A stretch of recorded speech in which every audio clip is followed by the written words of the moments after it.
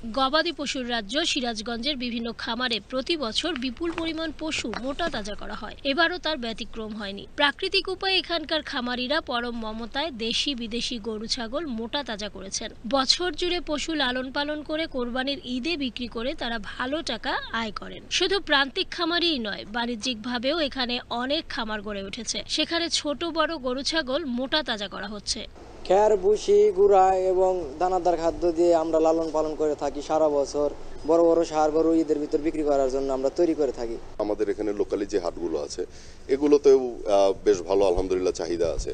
আর তাছাড়াও দেখা যায় মাঝে মধ্যে ঢাকা থেকে, চিটাং থেকে, সিলেট থেকে অনেকেই এসে তারা তাদের পছন্দ অনুযায়ী গরু নিয়ে যায় এখানে। প্রাণী সম্পদ বিভাগের পক্ষ থেকে জেলার খামারিদের আধুনিক পদ্ধতিতে পশু পালনের প্রয়োজনীয় সব ধরনের পরামর্শ এবং সহযোগিতা দেয়া হচ্ছে। মাঠ পর্যায়ে যারা মাঠ কর্মী আছে তাদেরকে তারা নিয়মিত পরামর্শ দিচ্ছে, চিকিৎসা, ভ্যাকসিন, অন্যান্য পরামর্শ আমরা দিয়ে আসতেছি।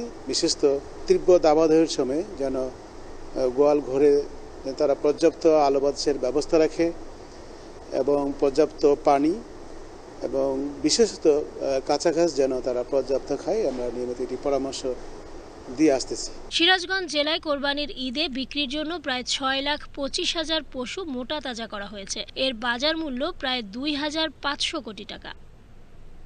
সীমা শারমিন, বাংলাদেশ টেলিভিশন।